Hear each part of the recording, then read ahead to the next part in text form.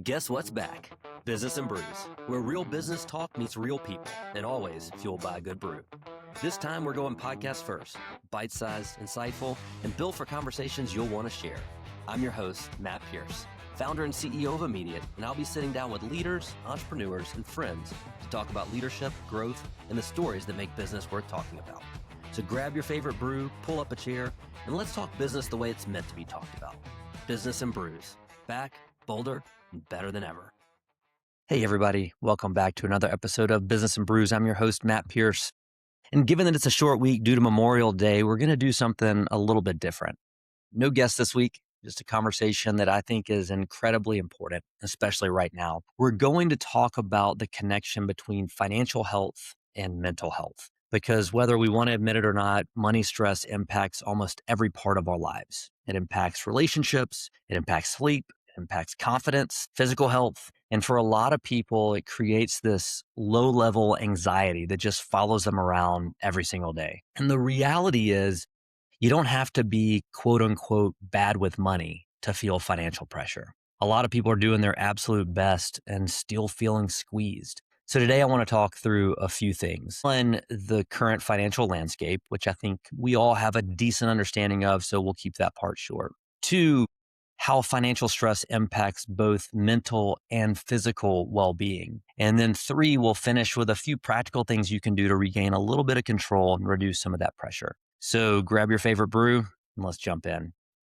And we'll start with the obvious. Things feel really expensive right now, right? Gas prices, groceries, insurance, housing, childcare, going out to a nice dinner somehow costs the same as a week's worth of groceries right now. And even though inflation has slowed from where it was a couple of years ago, people are still feeling the effects of the cumulative price increases across almost every category of life. A stat that stands out to me, and if you follow along on Business and Brews, you've probably heard this a few times, but roughly 65% of Americans say they're living paycheck to paycheck. And what's interesting about this is that it isn't limited to lower income households. You see this stress across every single income bracket. Why? Well, it's because financial pressure is often less about income and it's more about margin, right?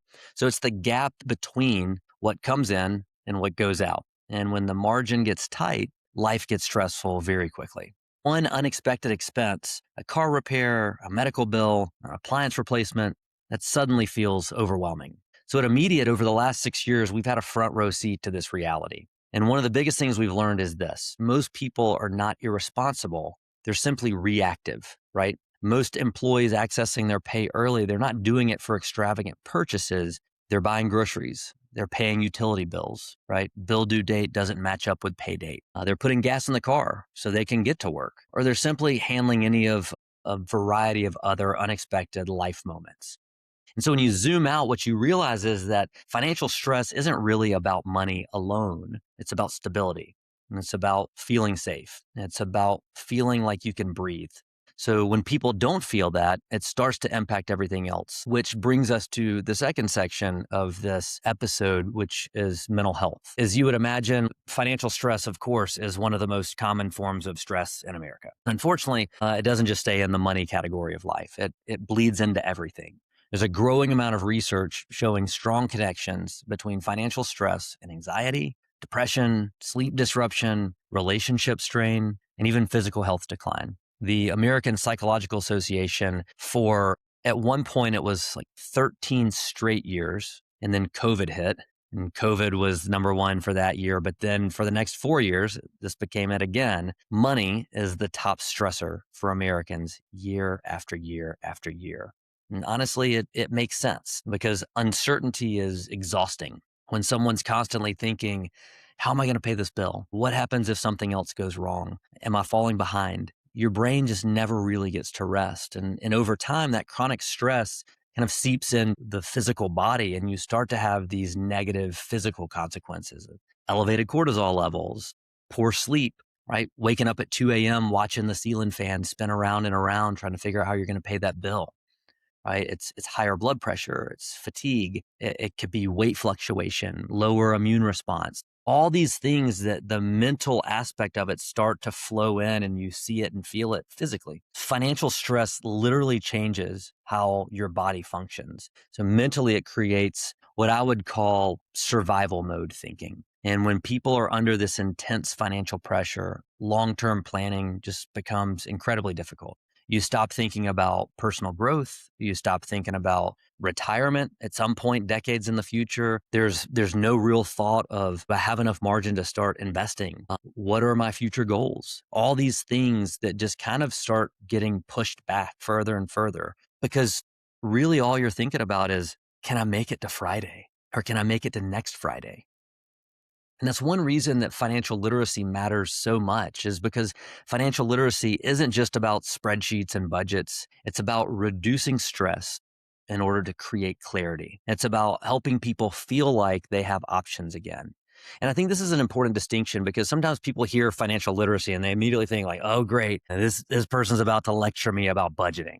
And it's not the point, right? The point is that to become financial literate, it's really about creating enough stability and awareness to reduce some of that fear and increase confidence. I also will just simply want to say this. If you are going through a difficult financial season right now, you are certainly not alone. And your financial situation does not define your worth. I think that's a really important thing to remember. And so as we think about that and transitioning kind of into the third section of like, all right, Matt, well, you painted a pretty bleak scene here, right? What can we do to try to get on the right track? Or what can we do to start to make some small tweaks to fix some of this? So we'll end this episode. And I know this one's a lot shorter than they typically are, but we felt like this was a short week. And so it deserved a short episode that's just kind of punchy and to the point, and quite frankly, hits what a lot of us are feeling. So let's close with a few practical things that can help financially and mentally, not perfection, right? This is just progress. How can we do little things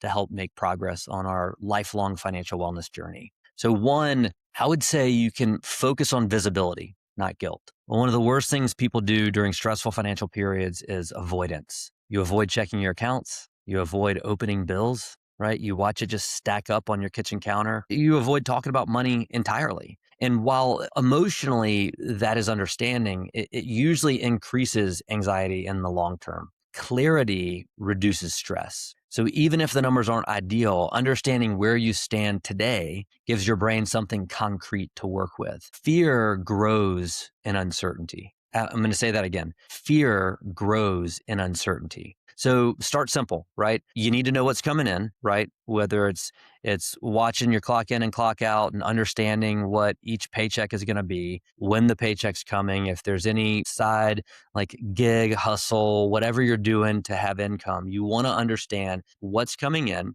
and then have a really good understanding of what's going out, right? Knowing when your bills are due, when they're due, but then when they're late, right? Sometimes they may say, hey, this is due by such and such day, but the late fee doesn't hit until a few days later. Like really understand that the ins and outs and then start to identify the pressure points, right? This is not to shame yourself. It's in order to create awareness. So when you do that, now you start to understand inflows and outflows, timing of all those things, when bill due date is versus when pay date is. So secondly, you take that and then you start to build, a lot of people call it an emergency fund. I don't think of it as an emergency fund. I think of it as, I would almost say, think of it as a breathing room fund, right? Like notice that I didn't say like become financially independent. Like that's not something that's just going to happen. Right? Social media loves to make people feel behind financially. I mean, there are story after story of people that are flaunting all these things that aren't really theirs to make themselves feel better and unfortunately make a lot of other people feel worse. I would encourage you to ignore those things, right? The goal, again, not perfection, is to make progress, is to create margin, is to create breathing room, right? So this is why I call it a breathing room fund. So setting aside $20 a week or building toward your first $500 goal, right? I want to have $500 that I set aside over the next 8 months and I can back into that it means I need to save $25 every biweekly paycheck to get to that. So I have $500 worth of breathing room. So when one of those things we talked about earlier pops up, when there's something unexpected, which inevitably will happen, you've got capital there, right? You've got money there to help do that. And what that does is having these little goals and achieving these small goals along the way, it starts to create a really strong positive psychological shift because mentally savings represents safety. It tells your brain, all right, I think I can handle a surprise, right? And that matters a lot more than people realize. Just getting yourself out of a spot where you constantly know that financial surprise could set you into a really bad tailspin, knowing that you've got that little bit extra, that breathing room fund, it allows you to kind of free up that part of your brain and go, all right, I've got safety. The safety is there, right? So all that leads into third, which is a really hard thing to do. And I'm going to preface it by saying that when you're in the middle of, let's just take a sports analogy. When you're in the middle of the game, it's hard to take a step back and look at the big picture, right? When you're in the middle of a pay period and you're watching your bank account dwindle and you know it's Friday before you get paid and you got bills that are due and you got, you know, end of school year parties that your kids are going to, and you've got all these things that are chipping and pulling at you financially. It's hard to do this. But the third thing is that you want to take a minute to zoom out and think long term. So difficult seasons have a way of convincing us that they'll last forever. But most financial journeys are built slowly over time, right? And one of the healthiest mental shifts you can make is learning to separate where am I today from where am I headed long term. Okay. So progress compounds, healthy habits compound, consistency compounds. And honestly, I mean, just psychologically, hope matters.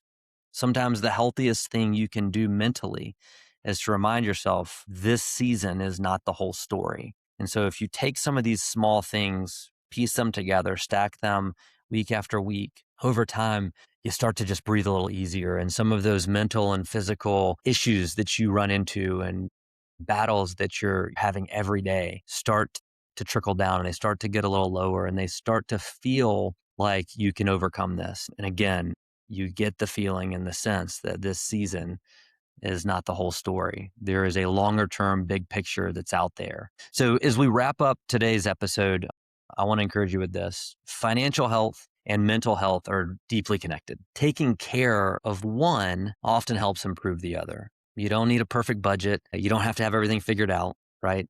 You just need a starting point, a little more awareness, a little bit more consistency, and a little more grace for yourself along the way. Financial literacy, I've said it already a couple of times. I'm going to say it again. Financial literacy is not about perfection with money. It's about feeling a little more in control, just one step at a time. And if this topic resonates with you, I'd encourage you to spend time exploring resources. As we kind of did research for this episode and looking things up, we, of course, because I gave some stats earlier, we pulled those from the American Psychological Association. Go to their website. They've got a lot of really good stuff on there that helps from a mental perspective. Ramsey Solutions, which is Dave Ramsey, who is, one of the most prominent people that talks about personal financial health and well-being, and has a lot of practical tips and tricks. Check out their website. You can always go to NerdWallet. There's just a lot of really good information there. Or there's also this piece of the puzzle that when you look around your circle and you see people that aren't quite as stressed out, maybe have it together a little bit. Don't don't feel like you can't go up and say, "Hey, I'd love to talk to you about money." And I know this is kind of a taboo subject, but I would love to sit down and just have a conversation about some best tips and tricks and things that you've done that help you manage your money. And they're going to learn something from you and you're going to learn something from them. And I think that there's a lot of people in this world who just don't feel comfortable going and having those conversations. We were raised, most of us were raised like, don't talk about money. And sometimes I just think that's an important thing to go do, especially if you go and find someone that you trust and that you've known for a while, and you can sit down and have a really candid conversation with them. I'd encourage you to do that. Because the more time that we normalize talking about money and stress, the more we help other people realize that they're not alone. So I hope you found this valuable. This is something that obviously is near and dear to my heart, and at Immediate, it's something that we work tirelessly day in and day out to help improve the financial well-being of thousands upon thousands of people across the country. as they navigate the peaks and valleys of their income stream. I'll look forward to the next episode of Business and Brews. If you didn't like this, good, because next week we'll be back interviewing other people. If you did enjoy it, let us know. We'll try to do some more of these in the future. Thanks for your time, and appreciate everybody listening, and hope everybody gets some value out of this. We'll talk to you next time.